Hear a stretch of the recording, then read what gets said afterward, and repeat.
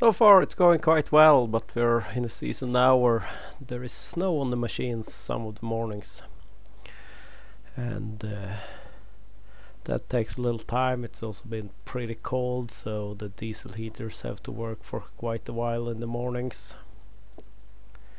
I have run into a few issues lately that will be covered in a future video. In this one I'm mainly bringing down some trees, and in the end of it I made a mistake with the windshield wipers and started them when they were frozen in place and needed to adjust that.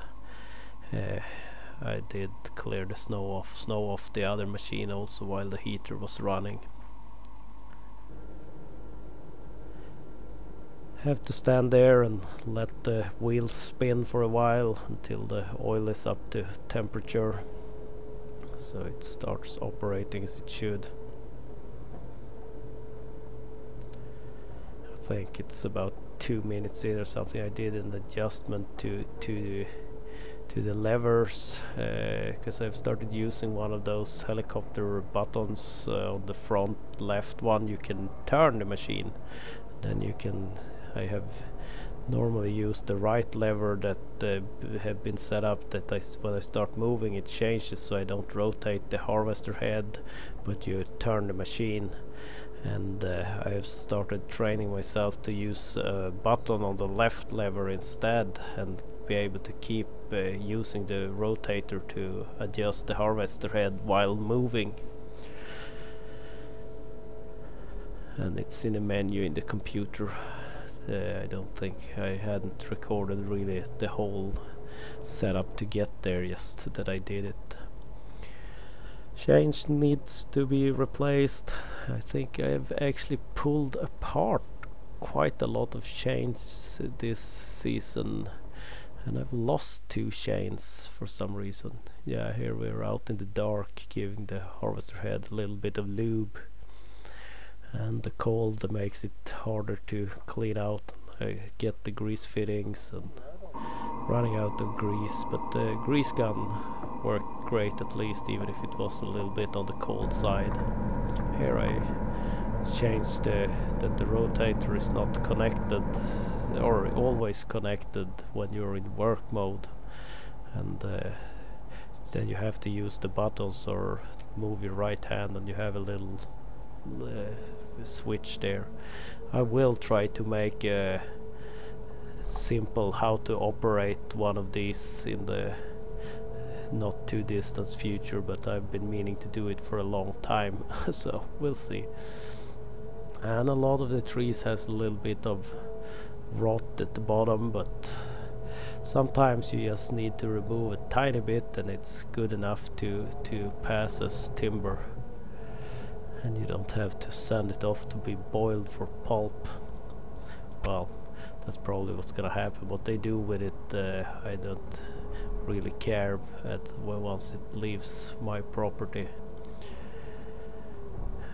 But then I ran into a double top on it and the harvester head refuses, and it's been a lot of such issues. So, and for an amateur it's a little bit of a slow progress, but letting go of it and re-grabbing it a little further up, and it was still healthy. Some of them are perfectly healthy even if they are very ugly, so it's hit or miss. A lot of them are rotten when they have damages on them also. Well, I'm gonna be quiet for like 2 minutes and then cover a few other things at the end, so jump to like 6 minutes into the video if you want to see that and not me struggling.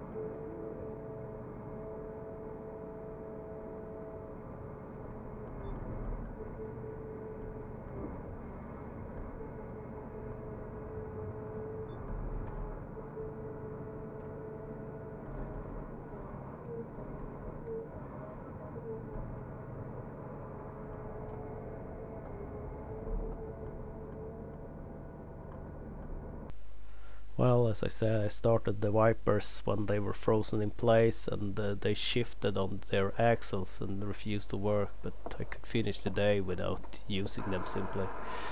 Uh, the splines, the ridges here they should have had ridges on them. They seem well worn. I'm guessing something like this has happened in the past also.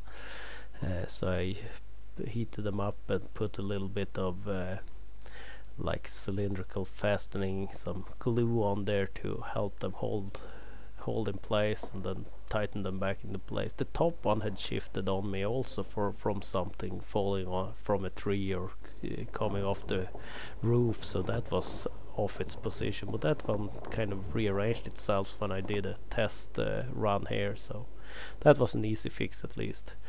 Checked the bogies again.